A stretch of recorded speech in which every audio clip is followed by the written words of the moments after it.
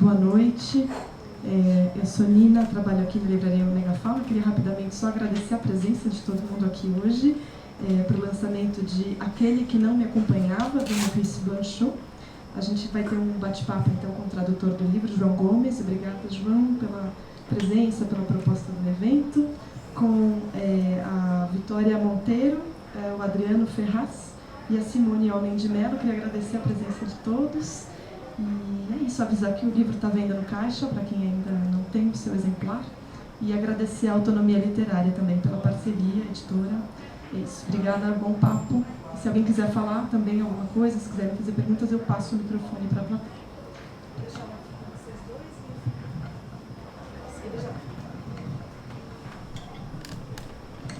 Muito bem, vocês me ouvem bem?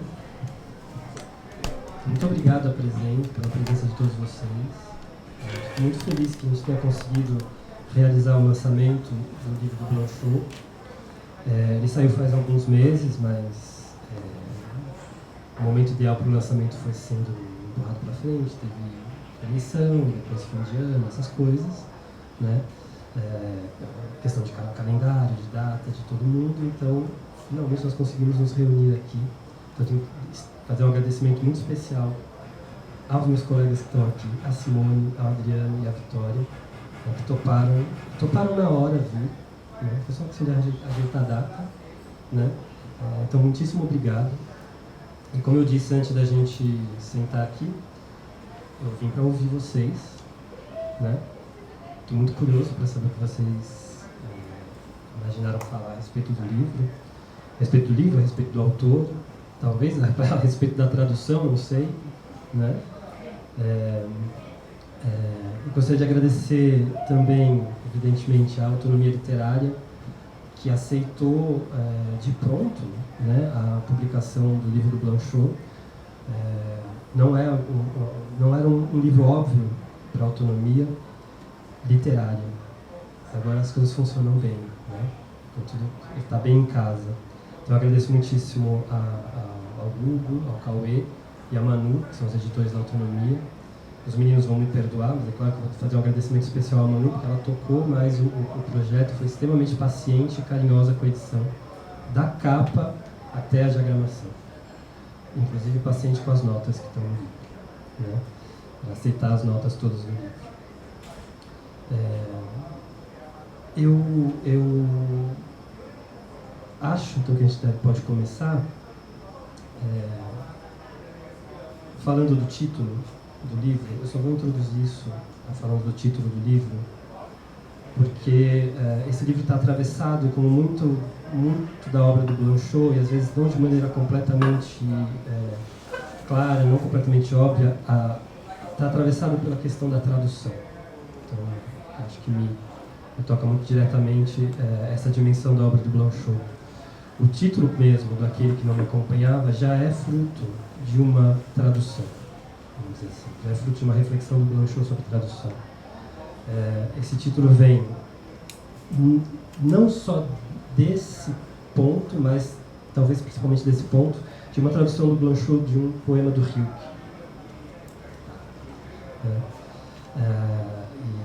E é claro que é uma tradução muito pessoal do Blanchot desse poema do Rilke. Se vocês podem procurar em francês a tradução do Rilke, vocês não vão encontrar esses versos, né?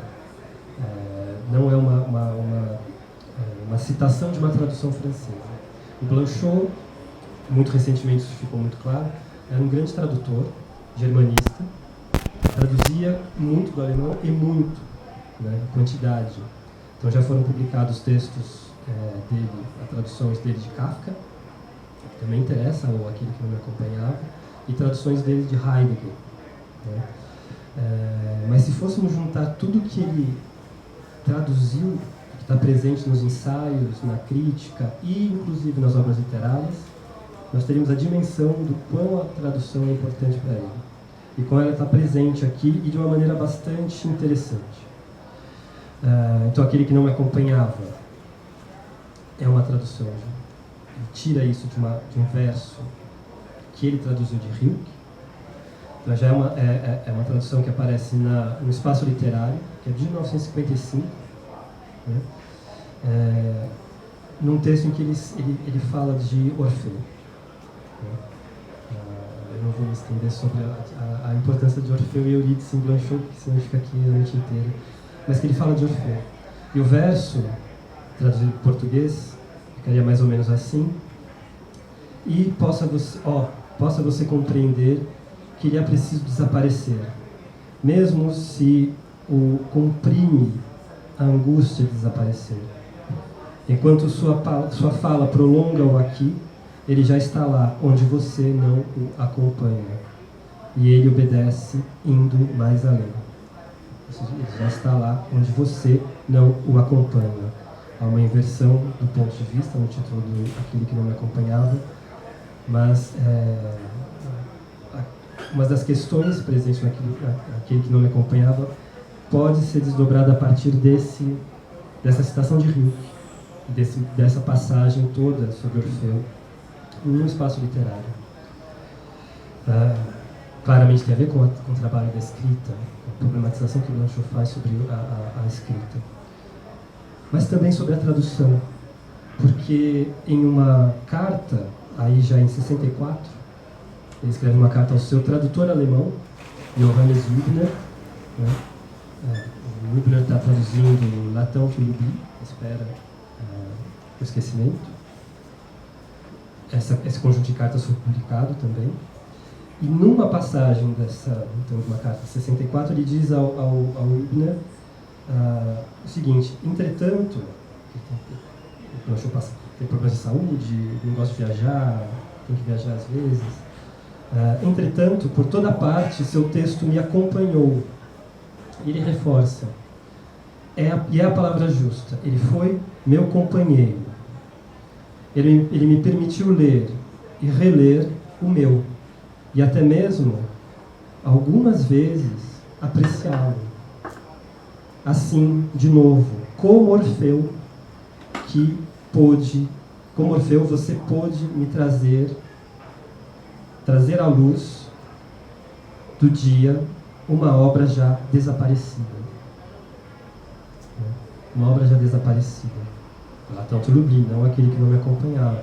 Mas vejam como, do título do livro, tantas questões podem ser levantadas. O que o Orfeu traz, né, tenta trazer dos infernos é Eurídice. Porque ele falha terrivelmente nesse resgate. Numa das versões, uma versão que interessa a Blanchot, Orfeu tem autorização de Hades para trazer Eurídice de volta dos infernos, sob uma condição: eles não podem se falar, eles não podem se olhar, né? Ele tem que vir caminhando na frente dela, lá atrás, ele não pode se voltar para ela, para olhar para trás, senão ele a perderia completamente, de vez. E, segundo uma dessas versões, o Orfeu, quase saindo do inferno com Eurídice, ele não resiste, porque ele passa por um lugar onde ele não ouve mais os passos dela atrás dele. Ele crê que ele a perdeu, e ele se volta. E quando ele se volta, ela desaparece para sempre no inferno, ele perde Eurídice. É horrível. Né? Então, esse é o desaparecimento, né, da obra. E o Blanchot chama até Eurídice, em outro texto, um texto crítico já de 79, ele chama de Eurídice a ausência inominável da obra. Ele chama Eurídice do desobramento. Então há muitas questões envolvidas nesse título, só no título, né, daqui. É algo que eu não consegui colocar nas notas, dá muito trabalho. As notas já me deram muito trabalho, isso não entrou nas notas, por isso que eu quis resumir muitíssimo isso aqui nessa abertura, para falar pelo menos o título. A tradução do Blanchot, como eu disse, é extremamente importante. Os editores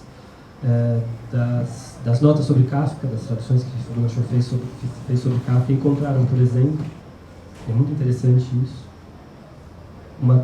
nessas notas, uma tradução de um trecho de Preparações às Núpcias no Campo, acho que é isso, de Kafka, e encontraram a presença dessa tradução no Aquele que não me acompanhava. Só que não é exatamente uma tradução, né?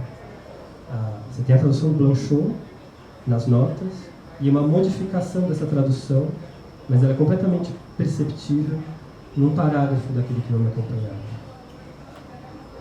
Então significa que, não quer dizer que ele está citando Kafka, não significa que ele está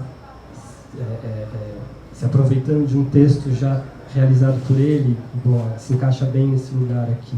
Não é isso. É uma outra questão de tradução do Blanchot. É como se o Blanchot exercesse uma tradução mínima, uma tradução que desaparece, uma tradução fraca. Ele faz isso com outros autores, faz isso com Heidegger também. Às vezes ao contrário, para fazer com que o Heidegger desapareça atrás do seu próprio conceito, quando citado na sua obra.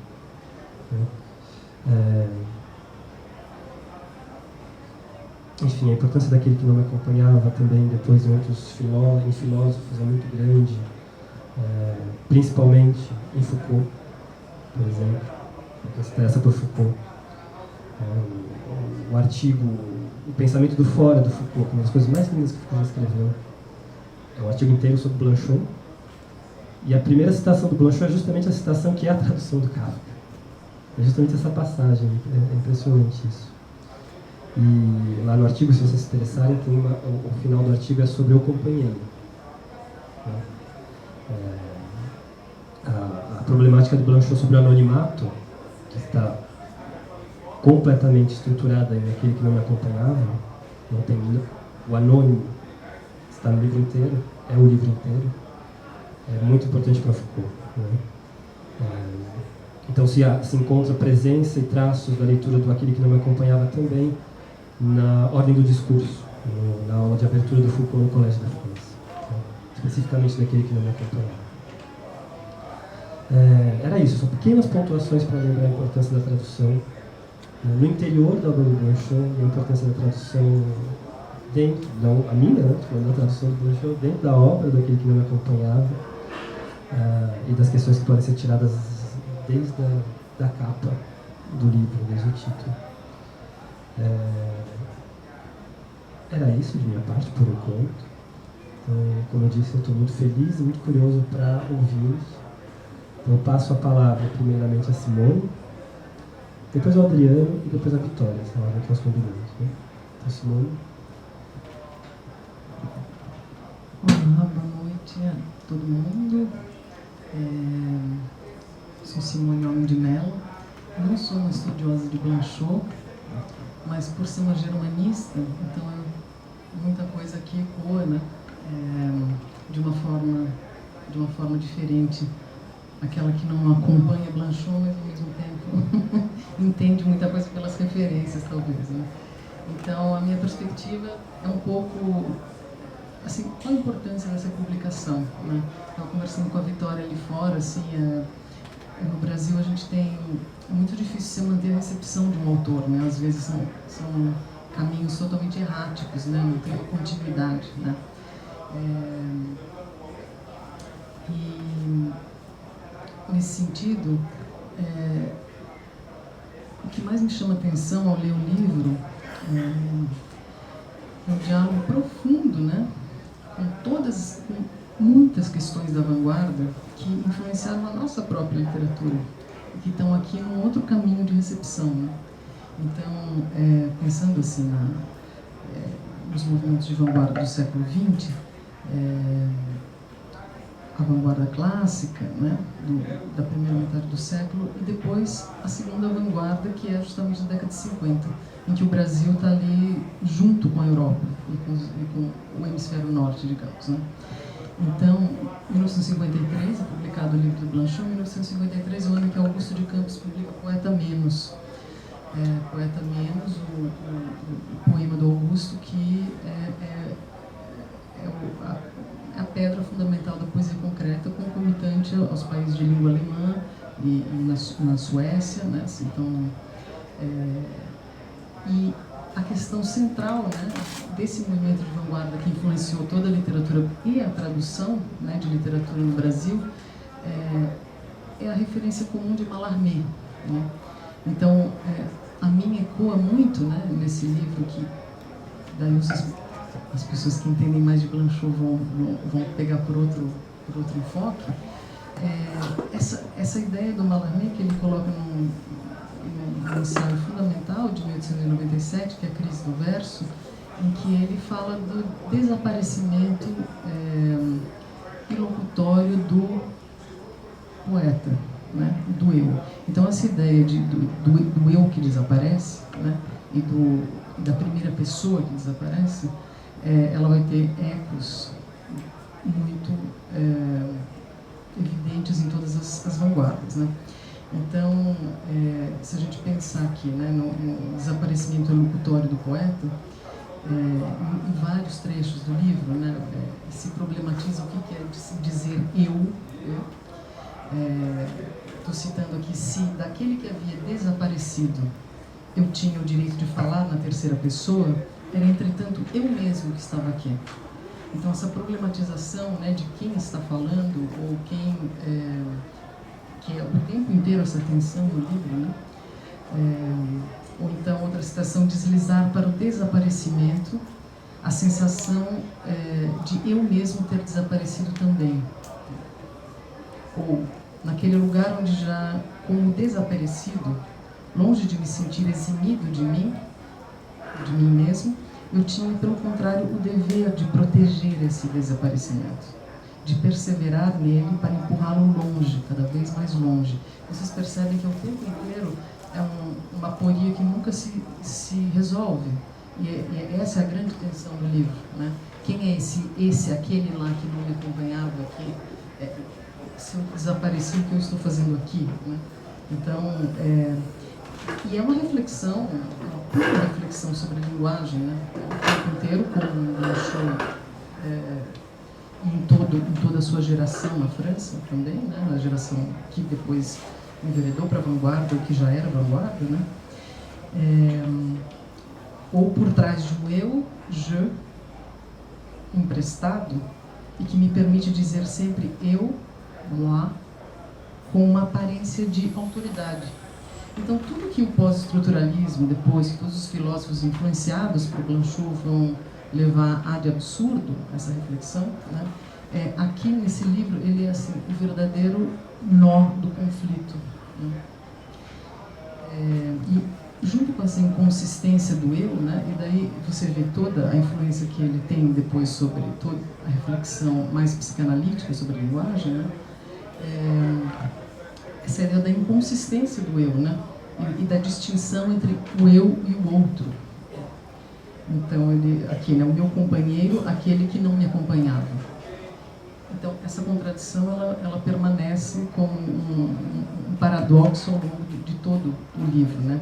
Ou toda a complexidade do ato de se nomear, né? Ou toda a sensação de estranhamento do livro, que não é comparável a Kafka, mas é certamente de alguém que leu Kafka. Não é da natureza, não tem a medula de Kafka, mas evidentemente é um layer de todo o livro, né? Essa relação com a obra do Kafka, que o João já falou na questão do título, né? Ou quando ele fala, né, o tempo inteiro de presença e ausência, o que depois vai ter consequências filosóficas antes, depois e durante, né? Mas depois, para a nossa recepção mais contemporânea, muito fundamental, né? E isso leva a uma inconsistência. A inconsistência do eu leva a uma inconsistência do tempo e do espaço, né?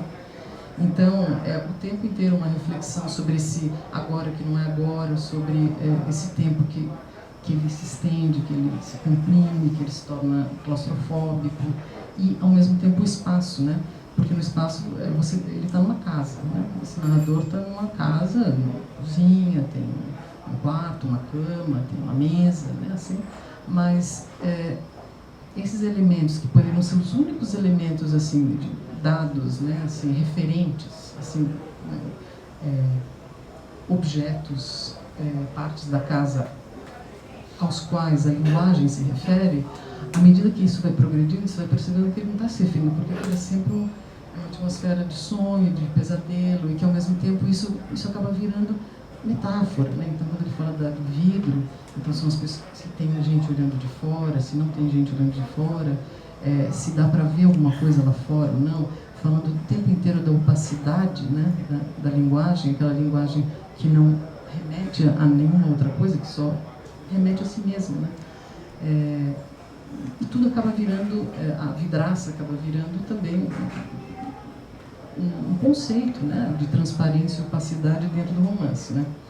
Então, raramente eu vi um livro, eu sou uma leitora de Blanchot, mas, assim, por prazer, não sou uma estudiosa, mas acho que eu nunca tinha visto um livro tão ensimesmado, né, no sentido de, pode ser um tratado filosófico,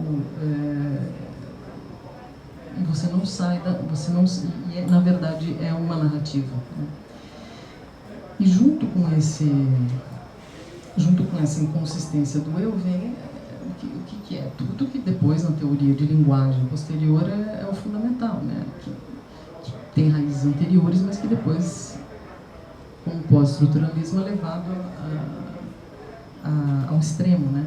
Que é a reflexão sobre a autorreferencialidade da linguagem, da autonomia, da sua dinâmica própria, que vai conduzindo, e esse desaparecimento do eu tem o fato de que a linguagem não opera sozinha, né? E daí tem trechos inteiros, né, sobre a questão das palavras terem vida própria e, ao mesmo tempo, as palavras serem a morte, né? Sempre dentro de um paradoxo, né? Ser um corpo afogado,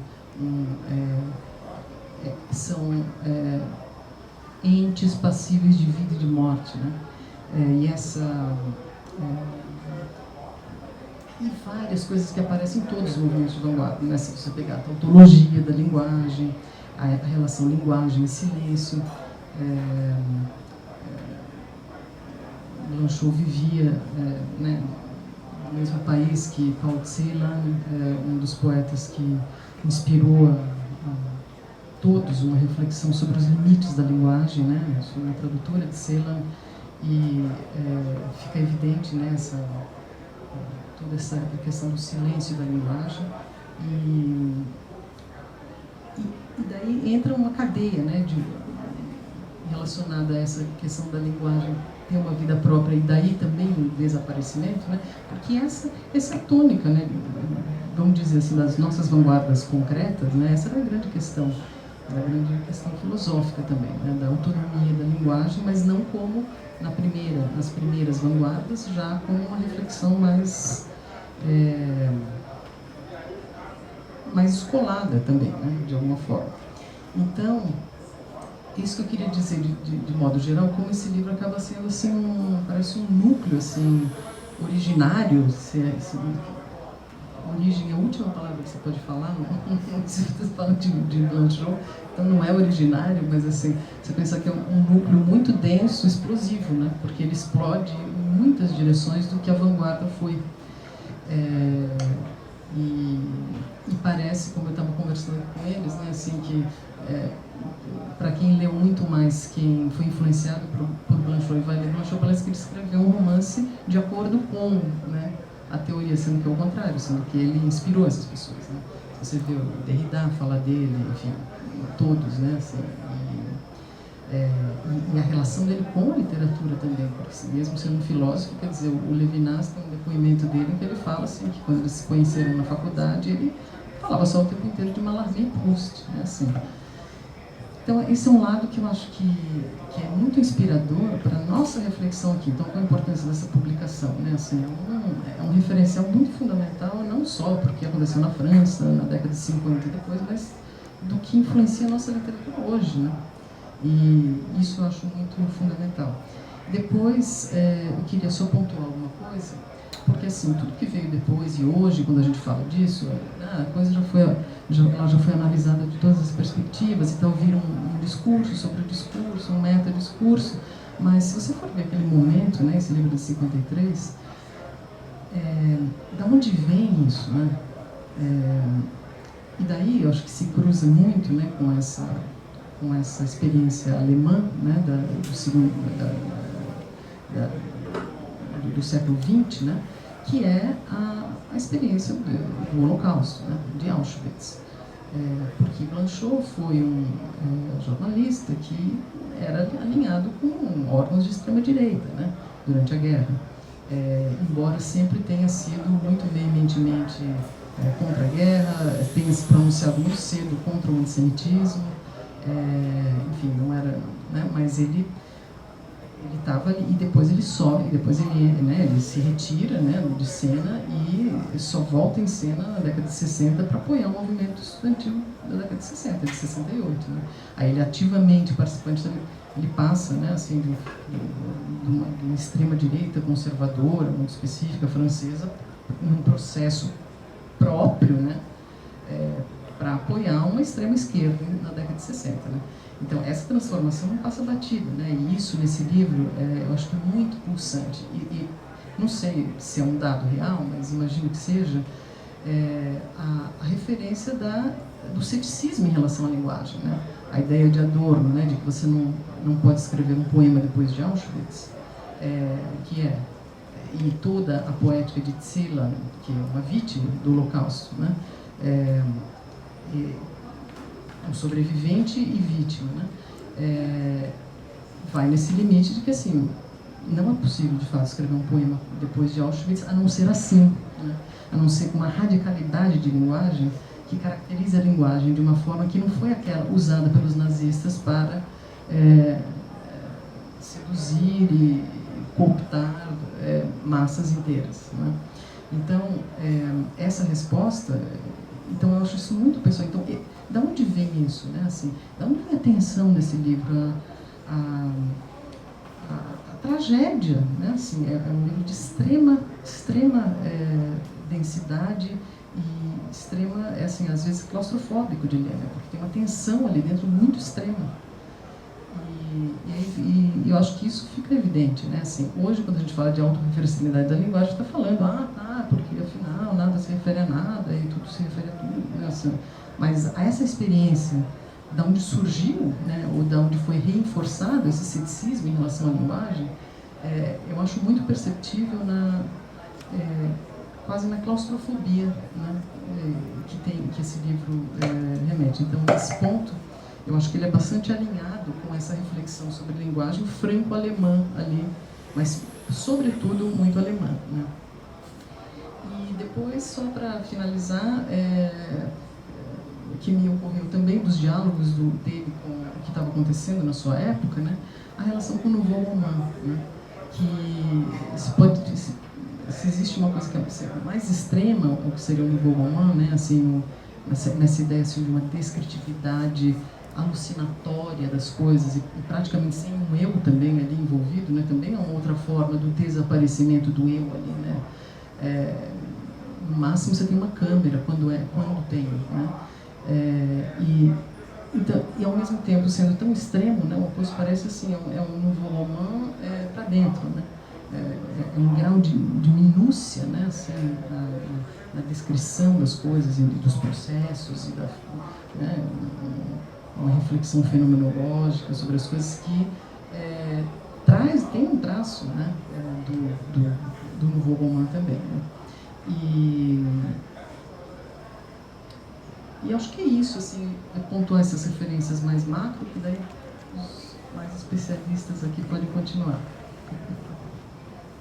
E agradeço o convite muito para o João e a Cissa, aqui. Oi, gente, boa noite. Meu nome é Adriano. Primeiro de tudo, agradecer ao João pelo convite. Agradecer a presença de todo mundo, agradecer as participantes aqui do lançamento. E agradecer também a pessoa que me fez conhecer o João, que é a Maiara, não está aqui, a Maiara Dionísio, que certamente acho que é a pesquisadora de ponta em Maurice Blanchot hoje, né? Para nós. Então, Maiara, se você estiver vendo. Eu vou começar falando um pouco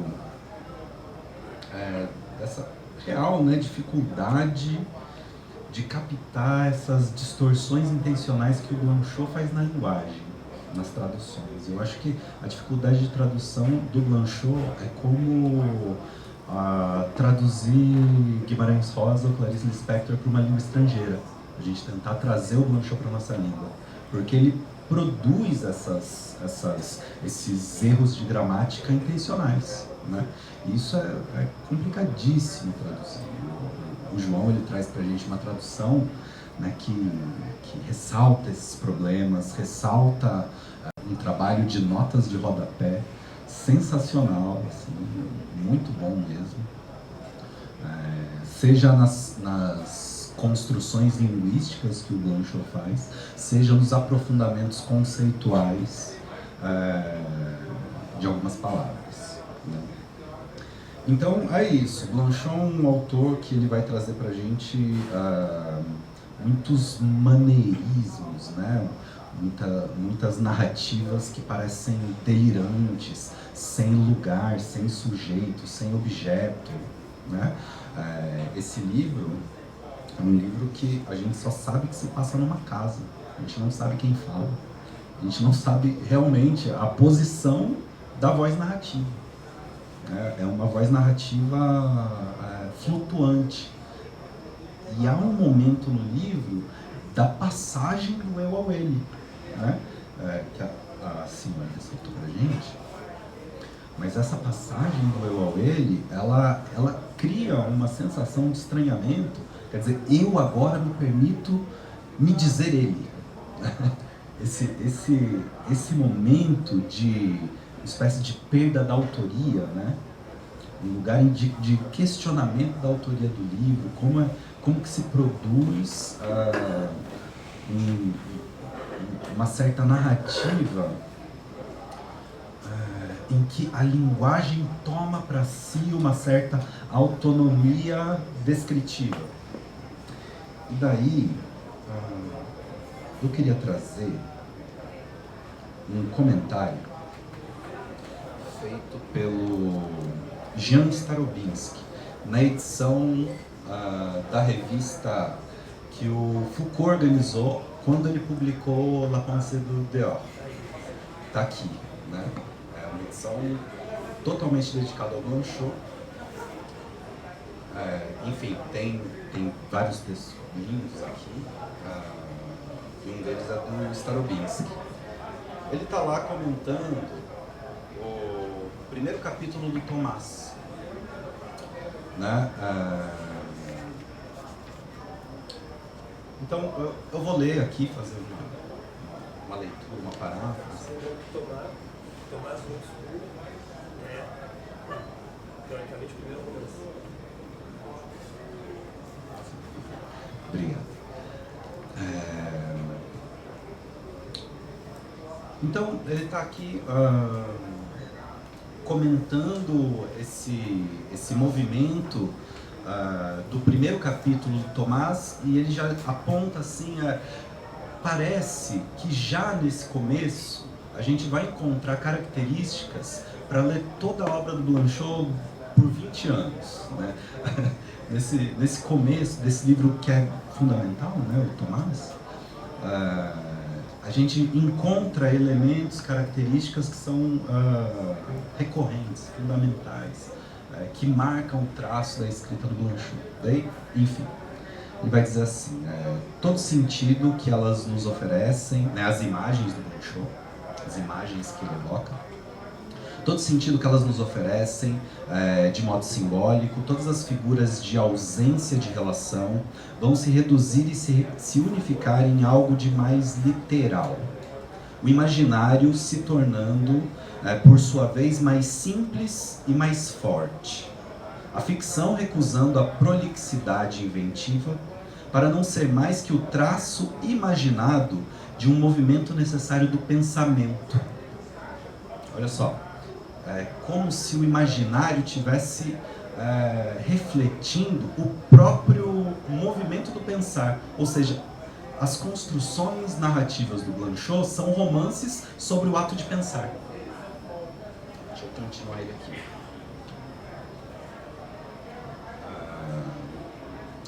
Manifestamente, se produz uma íntima fusão de ausência e de violência, ao ponto que a ausência não pertence mais somente à consciência, nem a violência somente ao oceano. Ele comentando a primeira imagem, né, de Tomás Obscuro, que é ele ele nadando no mar. E toda a dificuldade desse mar e toda a complexidade desse mar. O testemunho se reforça pela escrita de Blanchot, onde as frases conjugam estreitamente os termos abstratos aos termos concretos, lhes impondo uma contaminação recíproca, que carrega os termos abstratos de um valor concreto e que, por assim dizer, faz o vazio, transforma os vazios, né, dá ao vazio, coloca o vazio em termos concretos. Em uma zona mediana, nem abstrata nem concreta, pertencem os termos como ausência, fadiga, dificuldade, que não exprimem nenhum conceito, nenhum objeto, mas a objetividade experimentada pelo pensamento, onde o pensamento se torna objeto. O subjetivo e o objetivo se neutralizam, quase que ao primeiro contato. Então, uma das características do Blanchot, e também um dos conceitos dele, né, essa ideia de Newton, nem objetivo, nem subjetivo, nem abstrato, nem concreto, nem positivo, nem negativo, nenhum nem outro, né? Essa indecisão fundamental, essa contradição que não se resolve, né? Esse jogo de paradoxos que ele constrói o tempo todo na linguagem. Bom, essa forma de construir as aporias, os enigmas, de criar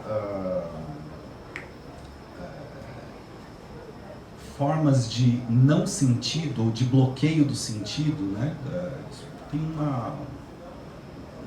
um efeito para o pensamento, que depois Deleuze aprofunda, né? Foucault também aborda, mas é como se a gente criasse um outro modo de pensar. A narrativa do Blanchot, ela é estranha, me parece assim, a coisa mais estranha, é uma narrativa sobre ela mesma, é a narrativa sobre a voz narrativa. Quando a gente vai, eu fui um pouquinho para trás no Tomás, agora indo um pouquinho para frente, em Latin l'oubli, Espera o Esquecimento, a gente vai ver esse mesmo jogo, né? Essa quantidade de il, elle, né? esses pronomes pessoais sendo usados de maneira muito impessoal, né? Você realmente não sabe quem é ele, não sabe quem é ela. Parece que é um diálogo com a própria voz narrativa. Ela, a voz narrativa. E ele conversando com a própria voz narrativa, né? Aqui, aquele que não me acompanhava, me parece que ele está conversando com o próprio vazio.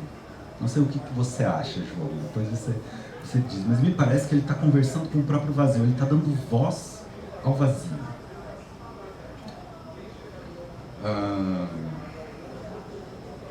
Então, a Simone já trouxe aqui, né, os deslocamentos de espaço-tempo, essas distorções, essa narrativa que é estranha para fazer a gente sentir um estranhamento quase que físico, né? Tem uns trechos que arrepiam mesmo.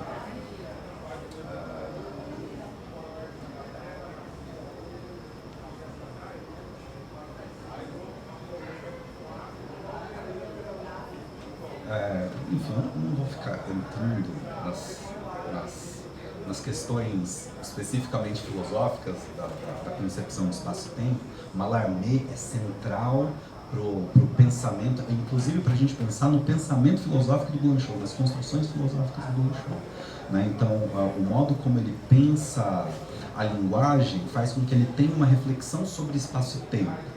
Uma das coisas que eu tentei analisar quando estudei Blanchot era essa relação ambígua dele, seja com Heidegger e Hegel, mas seja também com Bergson, né? As questões relativas à construção de uma ideia de espaço que não é um espaço, como Bergson pensava, um espaço estéril, né? Sem criação, estático. O espaço, para Blanchot, é um espaço criador, é um espaço profundamente ligado a um devir, a uma produção e há uma espécie de contato com o outro. O outro, a gente pode usar o outro com O maiúsculo, inclusive, né? É o grande outro, ele está ali discutindo com uma voz imperativa. Ele está ali discutindo com uma voz, obviamente, né, com uma voz inconsciente, e que traz os maiores estranhamentos, os maiores constrangimentos para esse narrador. O João, ele enaltece lá na nota 30 uma espécie de descarrilhamento da linguagem. Nota 30. Um descarrilhamento da linguagem, que liga novamente a reflexão ao Mallarmé. É a potência material da linguagem que cria uma espécie de outro mundo, né? Cria novas relações, novas dimensões.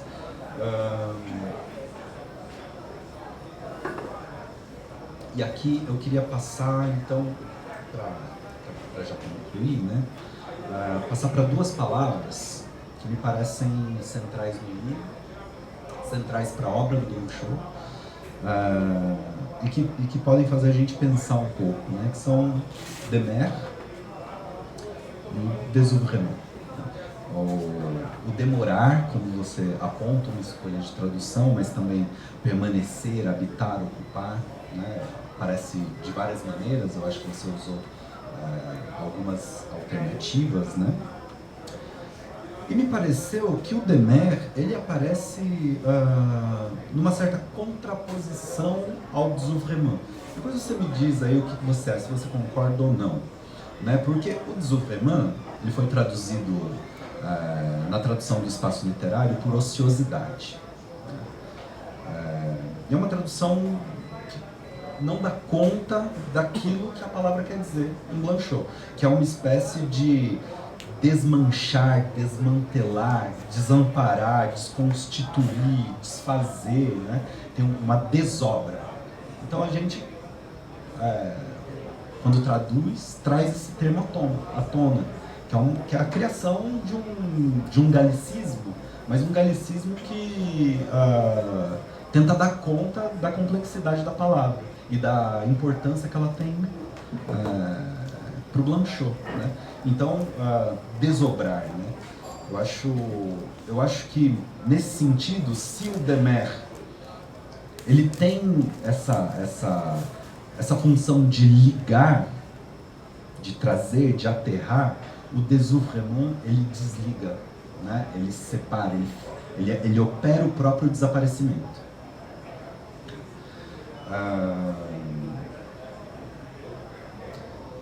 Bom, tinha mais algumas coisas aqui, porque esse livro ele é incrível, né? Ele tem passagens que são absolutamente deliciosas. Aqui na página 85, né, pra gente ver um pouco dessa tensão, ele vai colocar assim, né? Sim. É uma narrativa sem divisões. É uma narrativa única. Ela vai, né? Ela flui. Não tem separação de capítulos. E me parece que é uma narrativa meio urobórica. Se a gente... Em alguns pontos, né? Mas me parece que se a gente ligasse o começo no final, a gente continuaria lendo num loop, né? Porque é realmente uma leitura de experiência. De uma voz incessante, de uma voz que parece que se abriu. Então, assim, ele vai dizer o seguinte, pegando um meio de parágrafo numa página, um parágrafo aqui que deve levar umas 3 ou 4 páginas, talvez mais. Assim se completa esse último movimento com uma facilidade que expressa a minha própria alegria. Mas mal ela se afirma, toda a potência do vazio se fecha ao meu redor, me enclausura, me retém e me empurra para a profundidade de uma queda sem fim. De modo que a brecha por onde eu caio tem as dimensões exatas do meu corpo. Se eu não me engano, é o segundo capítulo do Tomás, né? que ele encontra um espaço e como se um buraco exatamente do tamanho do corpo dele o acomodasse para dentro da terra e ele está na sua própria sepultura. Aqui acontece essa mesma imagem, né? Um buraco, uma brecha por onde eu caio tem as exatas dimensões do meu corpo. É no meu corpo que eu não tenho a possibilidade de cair e contra o qual eu me choco nesse instante contra uma presença fria, estrangeira, que me joga de volta para onde eu estou. Estranhíssimo, estranhíssimo. E ao mesmo tempo é de um prazer de leitura, é de a ideia de uma potência do vazio, né? Por isso que eu te pergunto, né, se essa voz, se esse impessoal é uma espécie de diálogo que ele está travando com o vazio. Ele traz o vazio a cena, ele dá voz ao vazio, né? Ele dá um certo corpo fantasmagórico a esse vazio, né? Lembrando essa ideia do Starobinsky de dar uma certa concretude ao abstrato, né? E fazer as coisas entrarem numa zona intermediária, neutra. Né? Então ele tá falando da facilidade, da alegria e de repente uma queda sem fim, né? Uma profundidade. Ele joga para essas imagens paradoxais, ele joga para essas imagens que se contrapõem umas às outras o tempo todo. E por quê? Né? Qual que é o efeito disso? O que eu tentei defender de alguma maneira é que, diferentemente da forma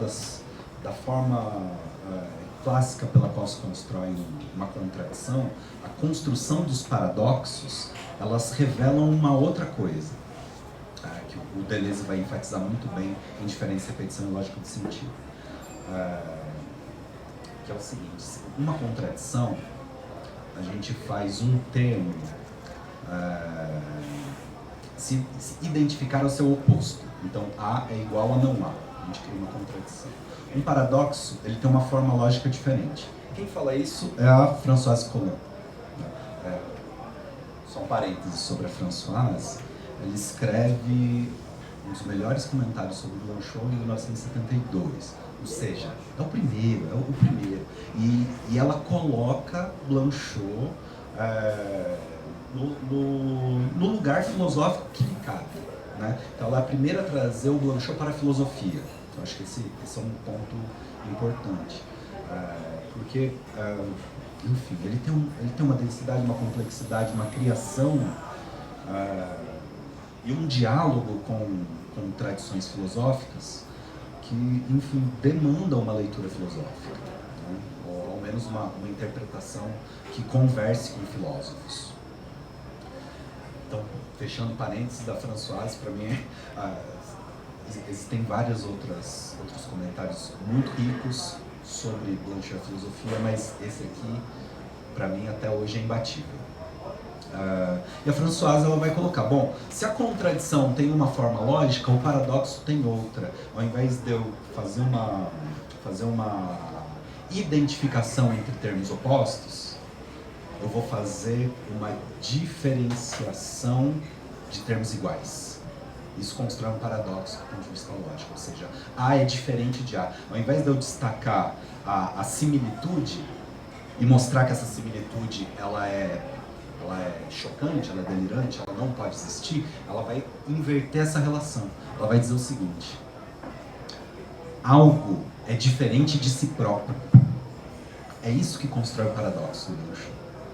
Um termo, tipo, eu não sou eu sou diferente de mim mesmo. E isso abre um mundo de possibilidades dentro do Blanchot, né? Eu acho que Blanchot abre esse mundo de possibilidades para a gente, de construir a partir de enunciados paradoxais e sem perspectiva de superação. Ele não tem Aufhebung, não tem Epoché, não tem superação, né? Não tem suspensão do juízo. O Blanchot, ele persiste nesse incômodo, né?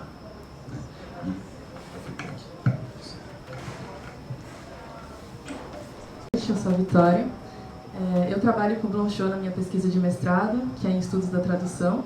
Estou trabalhando com o Thomas l'Obscur, mas na versão de 1950, porque é isso, né? A gente falou que ele é a primeira narrativa do Blanchot a ser publicada, mas ele retrabalha esse livro ao longo de anos, então ela é publicada pela primeira vez em 41, e em 1950 ele publica uma nova versão, consideravelmente reduzida dessa obra, e que participa dessa transição de uma figurabilidade narrativa, né, que aparece de forma muito evidente nesse livro, né, o Aquele que Não Me Acompanhava.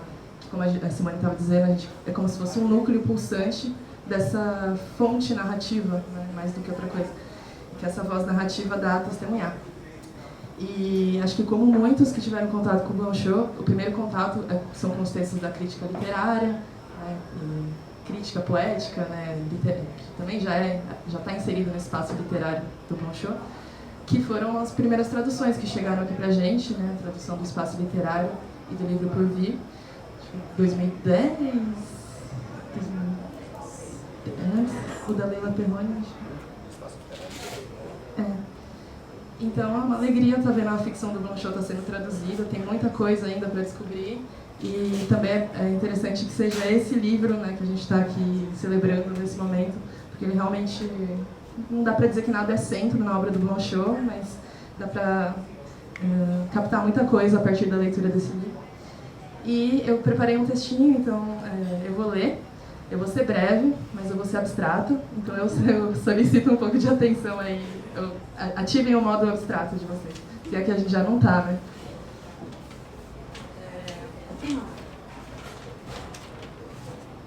Bom,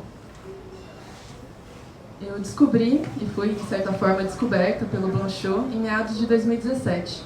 Em 2018, participei de uma oficina de tradução ministrada pelo João, na Casa Guilherme de Almeida, e foi quando conheci esse texto especificamente. Ainda não tinha tido contato com as narrativas do Blanchot na época, só com sua crítica e teoria literária, mesmo que elas não conheçam exatamente fronteiras com sua ficção, como eu viria a constatar. Todas arredores de um oceano comum, de águas agitadas pela pergunta vestigial e vital acerca do que é própria palavra literária. Manifestação de um pensamento que não se esgota porque a matéria do dizer permanece desconhecida, solicitando que o dito seja dito novamente, dito de outra maneira, dito ainda. Também era o momento em que eu lia Blanchot em francês pela primeira vez e descobria, na vertigem entre as línguas, novos aspectos daquele texto. Esse livro, Aquele que Não Me Acompanhava, fascina.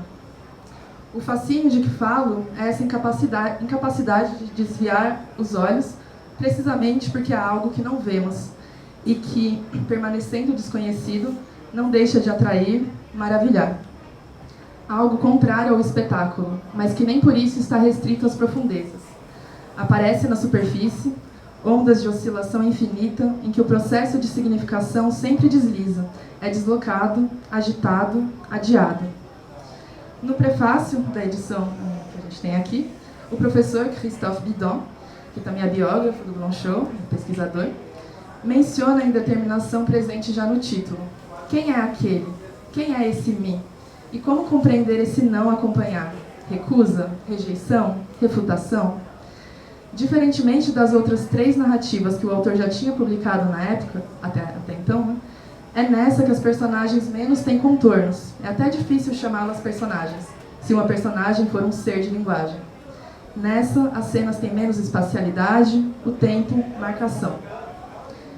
Mas, de certa forma, o que permanece desconhecido não necessariamente permanece oculto, pois se entregamos nossa atenção a essa conversa, que exige mais do que consentimento, exige disposição, se tomamos parte nela, então algo está manifesto. Estamos tão excluídos da matéria do dizer quanto essas 2 vozes que conversam. E, no entanto, testemunhamos algo. Que livro é esse, afinal? A narração de uma conversa entre 2 vozes que tentam sempre se tocar, mas que só podem constatar o quanto desviam uma da outra e nessa constatação se encontram? 2 vozes que conversam durante um encontro que se mantém sempre iminente e que, enquanto iminência acontece, só para em seguida ser novamente seu ocaso? Encontro que não é uma promessa duradoura, já que se revela impossível a cada instante, mas uma promessa durante, estranha forma de permanência em relação, convite constante, discreto e exigente a continuar a escrever. Escrita que faz aparecer outra voz, que lemos. Voz desse encontro impossível que não para de acontecer, da distância infinita entre narrativa e matéria narrada, do abismo entre linguagem e pensamento, da fissura entre tu e eu, mas também de sua reconciliação. Voz dessa comunidade improvável, estranha morada. Mas o vazio subjetivo dessas personagens, que não se dão o luxo de serem personagens, não é uma fraqueza entrópica, por assim dizer. Não estamos diante de uma impermanência que pareça resultar em fragmentação completa. Essa vulnerabilidade se sustenta em uma cadência que adia ao mesmo tempo a fusão e a cisão entre essas duas vozes. Em uma espécie de reciprocidade sem intimidade, ou ainda intimidade sem familiaridade. Convite, pelo menos assim eu o recebo, a uma paciência que não se resigna. Há, entre elas, essas duas vozes, uma convergência entre reserva e confiança. Cumplicidade nessa escrita que elabora e destrói, e, entretanto, nunca é dispersão absoluta, mas renovação na relação. A única garantia desse companheiro que não acompanha, que é o ele, né, aparece como pronome ele, é que ele permanece ali, e que a voz que fala, eu, dispõe de todo o tempo. Vamos nos encontrar em breve, diz uma delas, o eu. Mas em breve, não é agora? Responde a outra. E agora, para falar mais especificamente dessa edição e da tradução do João, bom, os desafios tradutórios do Blanchot são diversos. Tem a questão muito evidente, não só aqui, mas em outros livros também, da instabilidade dos pronomes. Aqui a gente só tem pronomes, que identificam os personagens. Mas tanto os pronomes indefinidos quanto os definidos, eles são, às vezes, de difícil referencialidade no texto. E isso certamente joga a favor da opacidade do texto, desse atravessamento entre as duas vozes, mas dificulta a vida do tradutor, que também está aí para ser dificultado, gosta de caminho sinuoso, essas coisas. E bom, outro ponto a ser apontado também são os períodos muito longos do Blanchot, que também contribuem para criar essa sensação de vertigem no texto e, ao mesmo tempo que são algo meditativos, porque eles reclamam a sua atenção, você não consegue escapar do que eles estão propondo, às vezes é justamente, eu não diria que dá para não saber do que ele está falando, bom, esse é o ponto central do texto, né? Mas você não tem a sensação de estar excluído a esse ponto da língua ali, tem uma certa familiaridade ainda, que você consegue se agarrar, ao mesmo tempo você já está excluído, né? É esse o paradoxo. E eu acho que o João deu conta de manter essa estranheza do Blanchot na construção dos períodos, e claro, também preciso mencionar as notas, que também para quem está pesquisando o Blanchot é um prato cheio, tem muita coisa ali de desdobramento, dessa continuidade, desse pensamento que é descontínuo, né? E o João faz isso não só para trabalhar algumas palavras que fazem parte desse universo conceitual do Blanchot, mas para ir em outros momentos de outras obras em que elas aparecem, inclusive, de outros autores com os quais o pensamento do Blanchot dialoga. Então, é isso, né? Acho que o João usou do espaço das notas para participar dessa conversa, né? Não para esclarecer o texto do Blanchot, mas para iluminar, talvez, nesse sentido, e animar o texto, que já tem tanta potência vital ali, apesar da sensação dessa exclusão da matéria do dito. E acho que é isso, eu quero ler um trechinho aqui, que eu gosto, tem vários, é difícil escolher, mas peguei um. E como o Adriano estava dizendo, poderia ser qualquer um, porque você tem essa sensação dessa continuidade. Bom. Ele não me apressa, não é o adversário, ele não se opõe a mim, é por isso que eu não posso me defender combatendo. O combate não foi nem mesmo adiado, ele próprio é o adiamento incessante do combate. E de uma certa maneira eu estou feliz, porque lá onde estou, a reserva me obriga a me reservar a mim mesmo. E sua cumplicidade infinita se presta a isso, a ponto de eu não me permitir somente me desviar de mim, mas que eu seja totalmente esse desvio infinito. Quando ele buscava me persuadir de que eu não fazia nada além disso, eu não me opus nunca a esse movimento, de outra maneira que não fosse por concessões, que deixava que me fossem arrancados, que eu lhe oferecia pensando que, dessa forma, o instante que me parecia nos ter colocado face a face retornaria. É esse instante que eu tinha em vista. É ele, eu tenho certeza, que depois de me ter inspirado um movimento de franqueza e de firmeza, me levava lá onde não havia mais nada de firme. E assim eu encerro. E obrigada pelo convite, estou muito contente de estar aqui com vocês e muito contente com essa edição em mãos. Obrigado, Simone, obrigado, Adriana, obrigado, Vitória. Obrigado, Vitória, pelo belo texto que você teve o trabalho de escrever. Esse trecho que você leu eu adoro também. E é estranho ouvir o que a gente traduziu. Assim, é uma certa insegurança pesada, né? Mas soou bem na sua voz, então acho que deve ter funcionado. Eu ainda não vou responder as perguntas, eu só vou lembrar algo, né, que foi mencionado aqui rapidamente, que pessoalmente me deixa muito mais feliz pelo encontro que a gente está tendo aqui, que é o fato, como a Vitória lembrou, os primeiros esboços de um trabalho de tradução com aquele que não me acompanhava aconteceu na Casa Guilherme da Almeida, no curso de tradução literária, né, coordenado e dirigido pela Simone, que me deu esse espaço, depois outros, e foi onde eu conheci a Vitória. Então, tudo aqui se amarra bastante,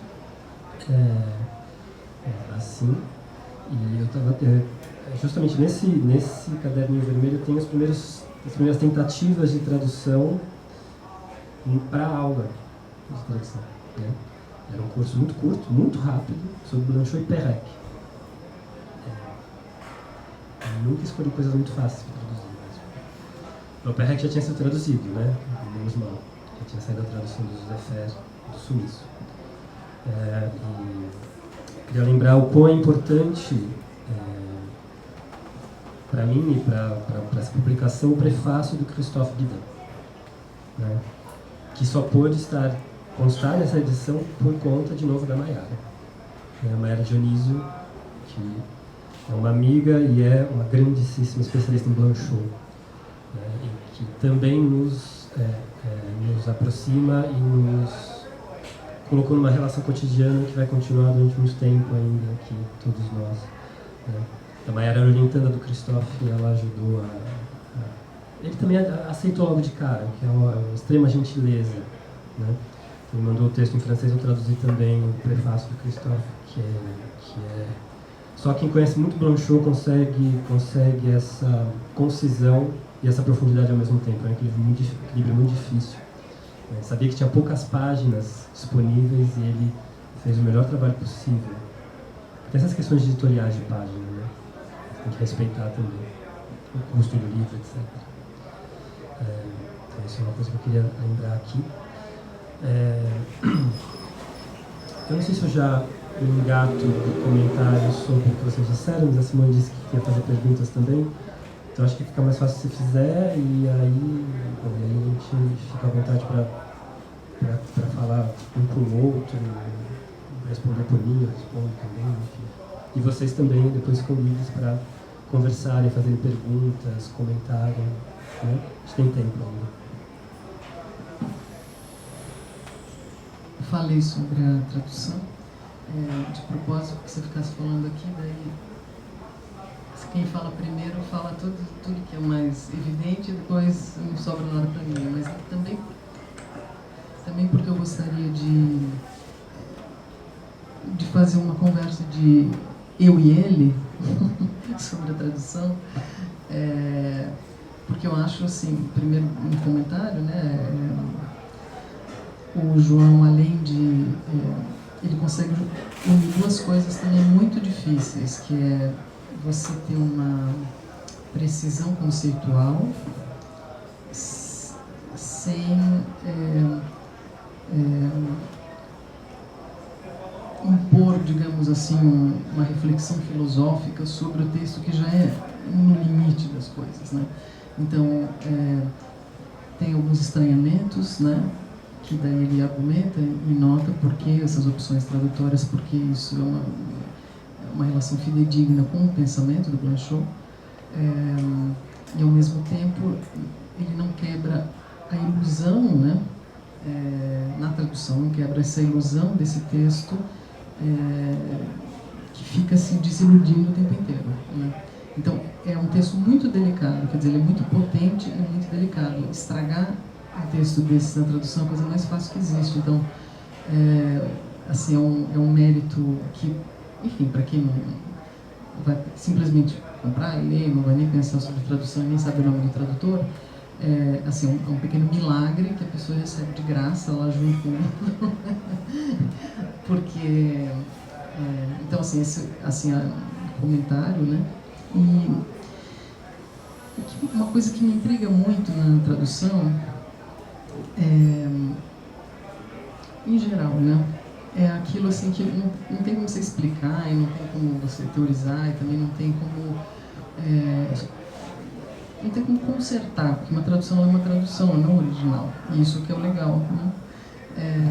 Mas existe algo, por exemplo, que a discursividade do Blanchot, e nesse texto em específico, é uma discursividade, essa linguagem que não vem de lugar nenhum e não vai para lugar nenhum, ela na tradição francesa, até oral, até ouvindo uma conversa no café, ela é assim, mas assim, se for prestar atenção do que estão falando na conversa do café, você vai achar, it's about nothing, vocês estão falando, assim. Eu estou dizendo assim, existe um uso de linguagem, né, no francês que permite que coisas tão que tem uma aura profundamente significativa, né, soem lazer, né, assim. E ao mesmo tempo essa ideia de um fluxo contínuo de linguagem, né, que eu acho que existe ou seja, concomitantemente à representação literária, que existe um uso da língua francesa que, para um leitor francês, ele soa mais estou aqui falando,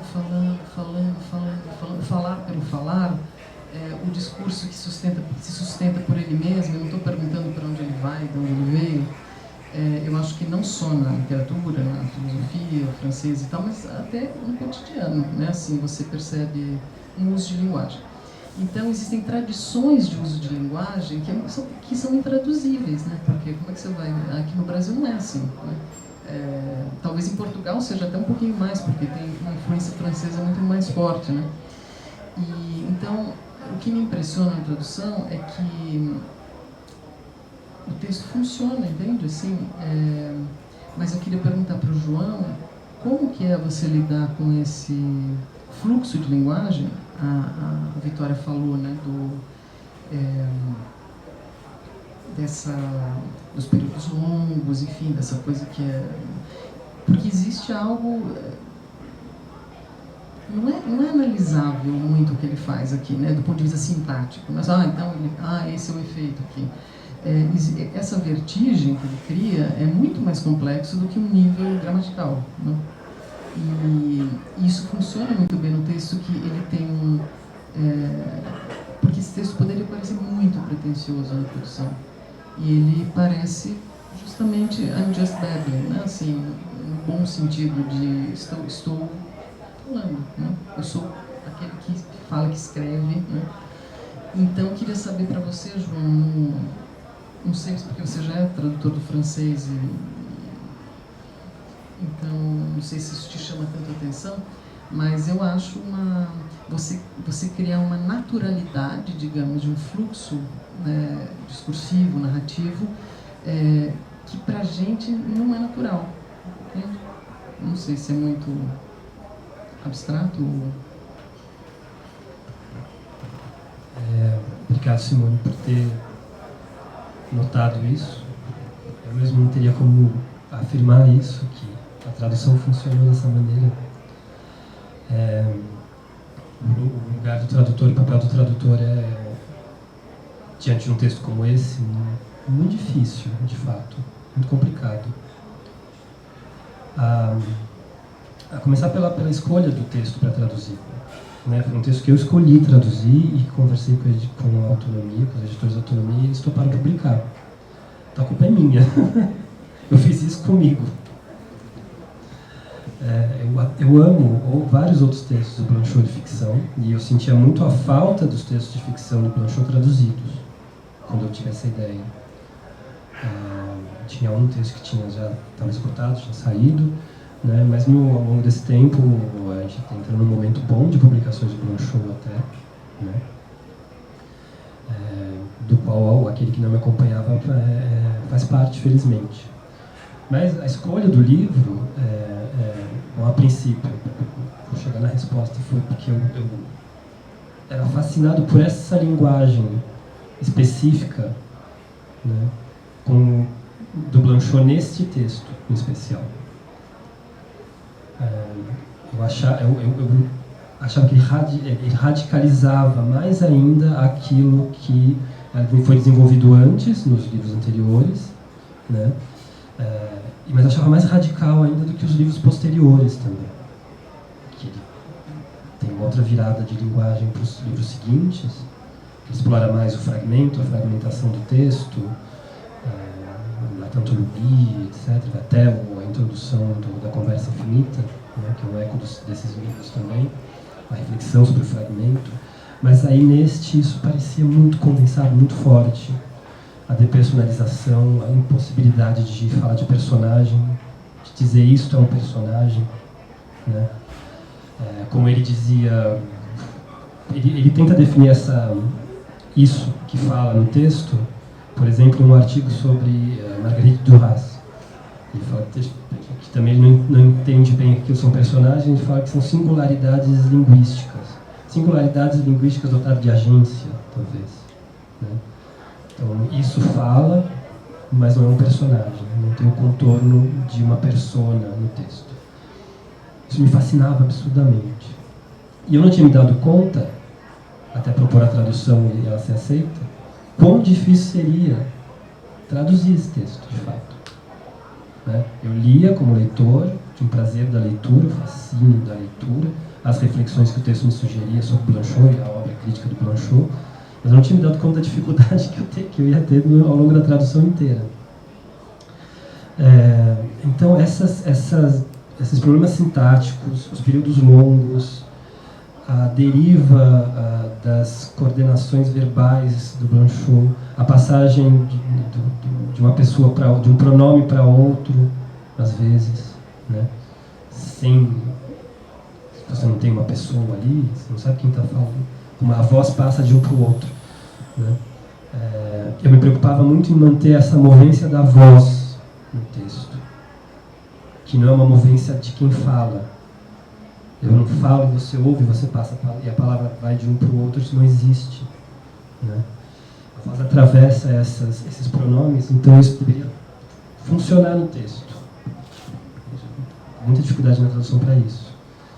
Eu me lembro de uma passagem, agora não sei, eu não vou achar aqui, em que há um diálogo, há uma relação dialógica entre pronomes, e quando você lê o texto parece que esse diálogo, essa conversa, termina porque eles se afastam um do outro, esses pronomes, pessoas, personagens.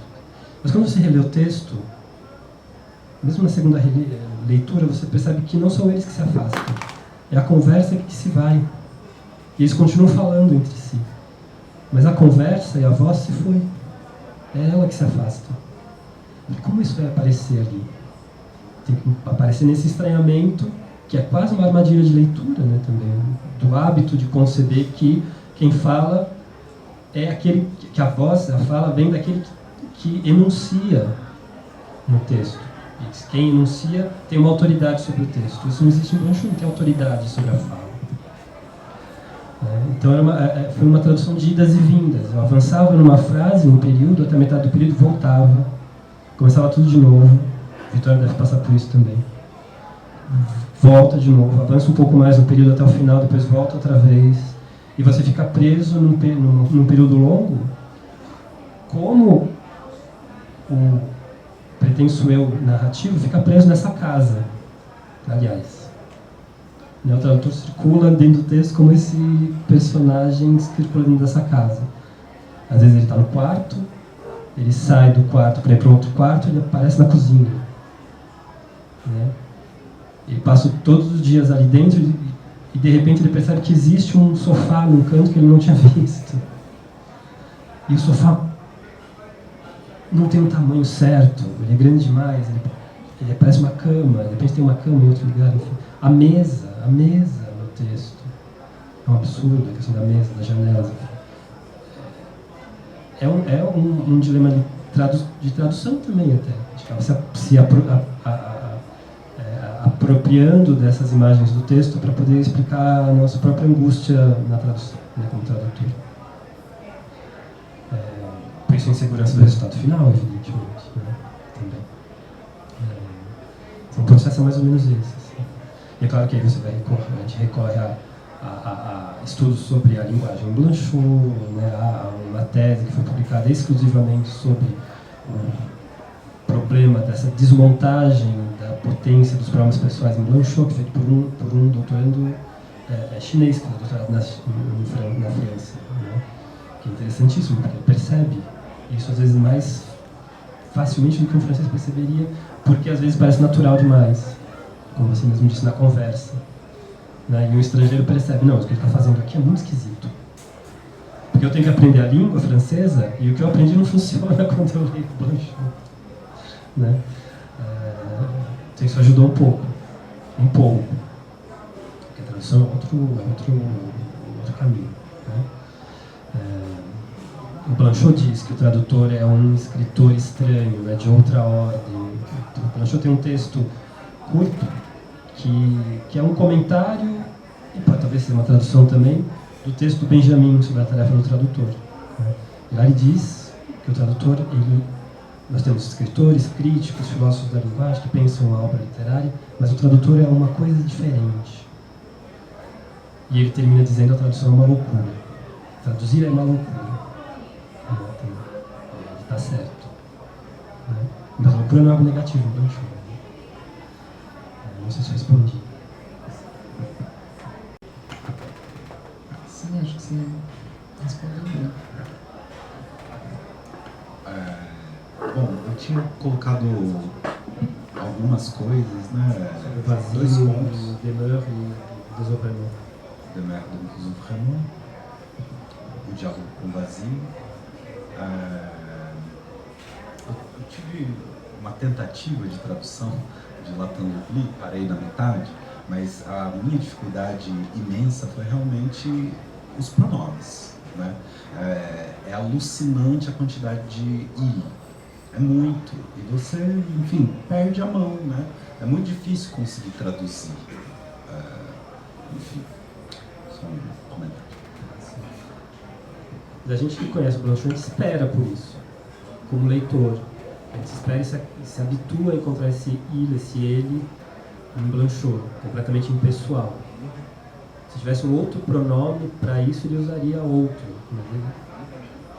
O il ainda é muito no Blanchot, assim, em termos de pessoa, né? Ele pensa o il no francês como aquele il que não significa nada, como se chove em francês. Il pleut, pronto. Não tem ele, mas o ele é esse il, né? Não é o ele, no caso. Mas na hora que a gente vai traduzir, outra coisa. Eu acabei tentando colocar tudo entre colchetes, né, para saber onde que aparece o pessoal. Eu tentei não fazer isso, mas eu fiz uma vez na tradução. No eu, né? No je, no moi, não consegui resolver isso. Se você me permitiu falar desse pequeno detalhe de tradução, você deve ter visto, né? Não é algo bonito de se ver numa tradução, de fato. E aí, conversando com a Manu, né, a editora, ela falou: você não tem como diferenciar o eu ou com itálico, com maiúsculo, com itálico, não vai dar.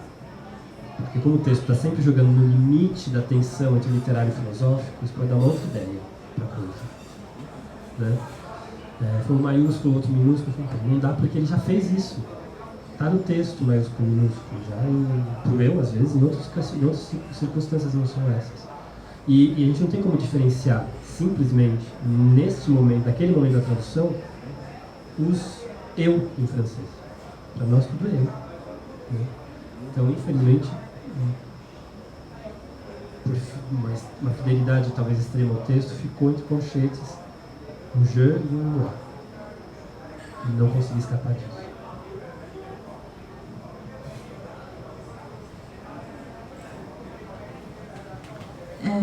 Eu acho que tem um pouco a ver ainda com essa questão dos pronomes. Eu acho que essa questão é menos grave, digamos, no Thomas l'Obscur, mas também é uma questão. Eu lembro de um momento específico em que...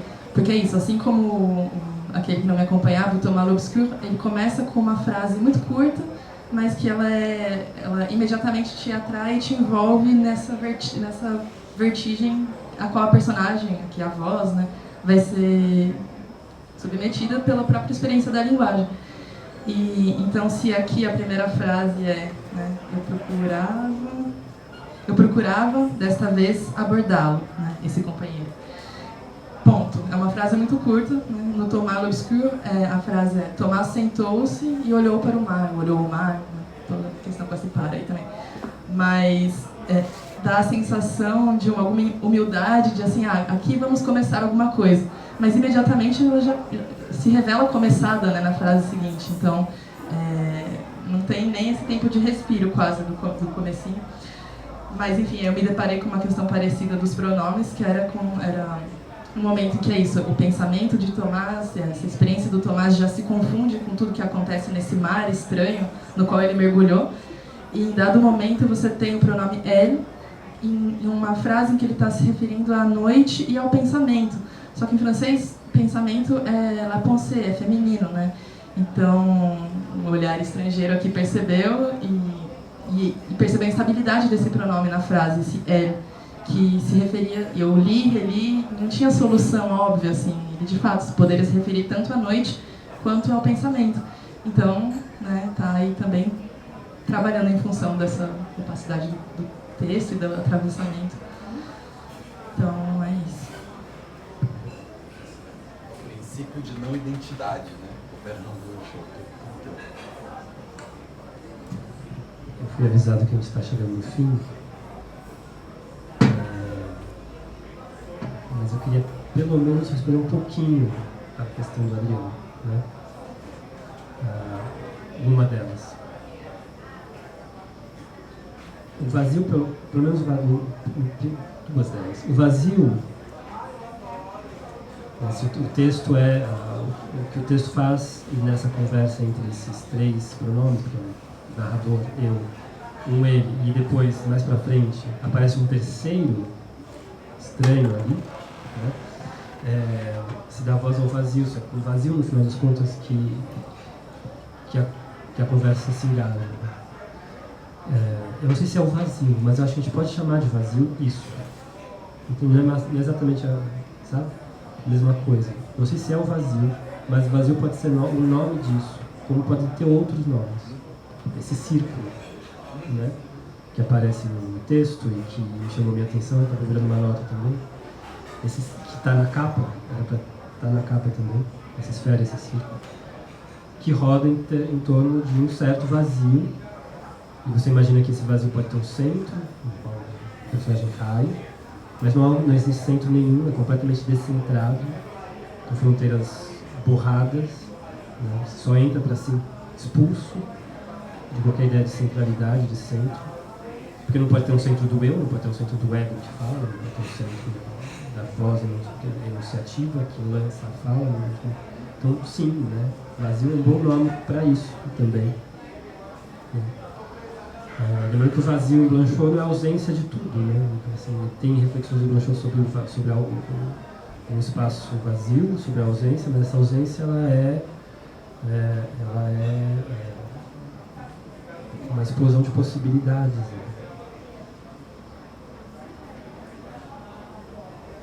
E sobre demeure e demorar e desobrar, eu concordo completamente com você.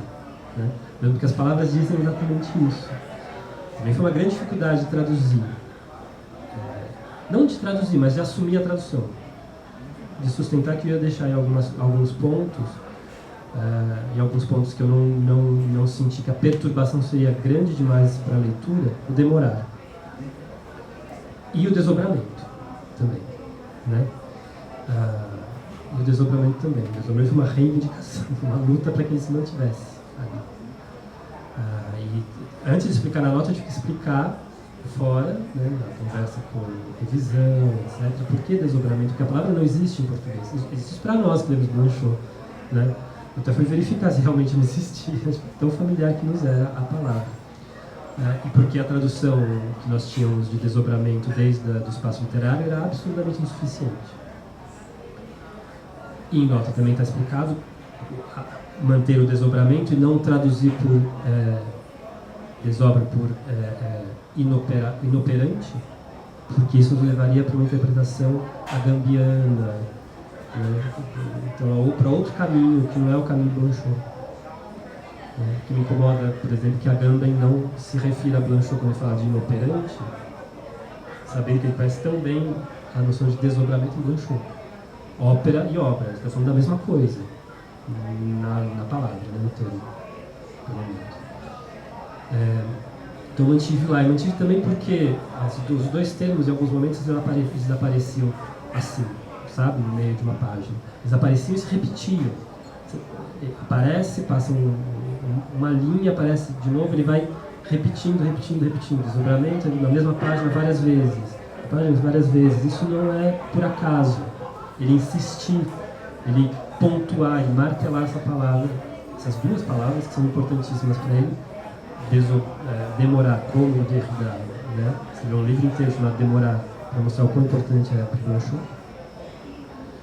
Algumas pessoas não gostam muito do livro Demorar do Blanchot, do Derrida, mas ele explica muita coisa sobre essa opção de demorar, que eu acho que vem da leitura do alemão. Acho que há uma influência muito forte do alemão na opção do Blanchot de demorar. E algumas correções da tradução em Kafka, por exemplo, ele opta pela tradução mais fácil, às vezes, permanecer, ficar e tal, e aí ele vai lá e corrige para demorar, demeurer, mise en demeure, que aí começa a ficar difícil para traduzir em português. Né? Ele usa na resposta para Hübner, é difícil de traduzir em português. Né? Estar em demeure sobre um texto, isso é muito difícil de traduzir, quase impossível. Então ele reivindica de fato esse termo. E demorar, no contexto do livro, me dizia muita coisa, porque o livro se passa nesse espaço da casa, espaço doméstico, em que o espaço e o tempo, como você bem disse, se misturam completamente, se indeterminam, né? O espaço se sobrepõe ao tempo, o tempo às vezes é o espaço, por isso que as coisas e as figuras se movem não naturalmente no espaço e se deslocam de maneira completamente não natural no tempo. O tempo não passa naturalmente. E isso está em demeure, né? Em demorar, daí demora, mas se desloca no tempo. A demorar é uma passagem de tempo, ao mesmo tempo que você está fixo em certo ponto do tempo. E tem morar. Né? Demeure em francês pode dar tanto dar em casa. É uma prova que significa casa, lar. Então é importante que ela aparecesse. Né? E ainda tem a morte. Na pronúncia, né, de morrer, o Derrida justamente fala muito disso, porque ele está comentando o texto do Testamento de Blanchot, O Instante da Minha Morte. Então ele vai falar muito da demourance, de morrer-se. Algo assim. É lindo, né? Aí quando a gente consegue traduzir isso desse jeito estranhíssimo, não existe, mas cara, lindo, de morrer-se. E o desdobramento foi o mesmo processo. Teria que falar dessa insistência da repetição das palavras, que tem algo mais profundo e mais complexo em Blanchot. Da repetição de alguns termos, como demorar, como desdobrar, como agora. Está nas notas. Dado messiânico que aparece ali também. Tem a ver com o tempo. É isso. Temos que terminar. Né? Obrigado. Enfim, a gente não conseguiu conversar aqui. Eu não sei se eu avisei, mas quem sentou tem que comprar o livro, tem uma obrigação. Sentou, comprou. É a regra, me disseram. A livraria que me falou, não tem nada com isso.